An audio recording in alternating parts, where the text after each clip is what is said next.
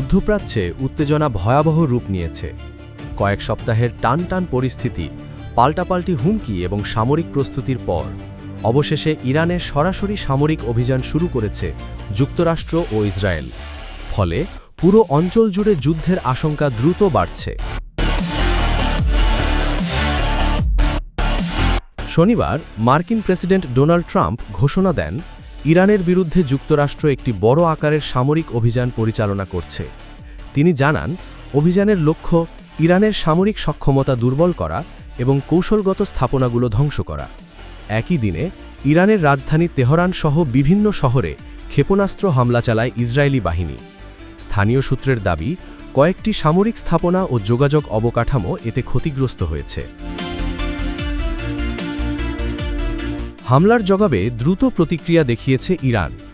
আন্তর্জাতিক সংবাদ মাধ্যম আল জাজিরা জানিয়েছে, মধ্যপ্রাচ্যে অবস্থিত মার্কিন সামরিক ঘাঁটি লক্ষ্য করে পাল্টা ক্ষেপণাস্ত্র হামলা চালানো হয়েছে।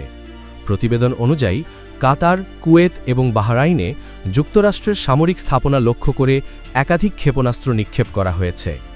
যদিও ক্ষয়ক্ষতির পূর্ণাঙ্গ তথ্য এখনও নিশ্চিত হয়নি। এদিকে যুক্তরাষ্ট্র জানিয়েছে, এই সামরিক অভিযানের লক্ষ্য শুধু প্রতিরক্ষা নয়, বরং ইরানে বর্তমান শাসন ব্যবস্থার পতন ঘটানো এবং আঞ্চলিক নিরাপত্তা নিশ্চিত করা।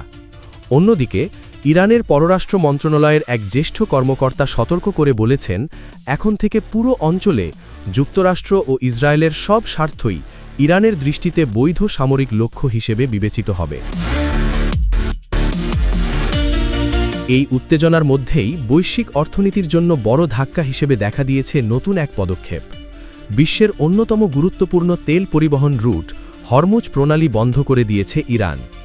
ইউরোপীয় ইউনিয়নের নৌ নিরাপত্তা মিশন ইইউ নেভাল মিশন এসপাইডেস জানিয়েছে, ইরানের এলিট বাহিনী ইসলামিক বিপ্লবী গার্ড ঘোষণা দিয়েছে, এই পথ দিয়ে কোনো জাহাজ চলাচল করতে দেওয়া হবে না। বিশ্বের বৃহৎ তেল উৎপাদক দেশ সৌদি আরব, ইরান, ইরাক এবং সংযুক্ত আরব আমিরাত তাদের রপ্তানির বড় অংশ এই পথের উপর নির্ভরশীল। ভৌগোলিকভাবে সরু এই সামুদ্রিক পথটি ওমান উপসাগরকে যুক্ত করেছে আরব সাগরের সঙ্গে। ফলে এটি আন্তর্জাতিক বাণিজ্য এবং জ্বালানি সরবরাহ ব্যবস্থার অন্যতম গুরুত্বপূর্ণ কেন্দ্র।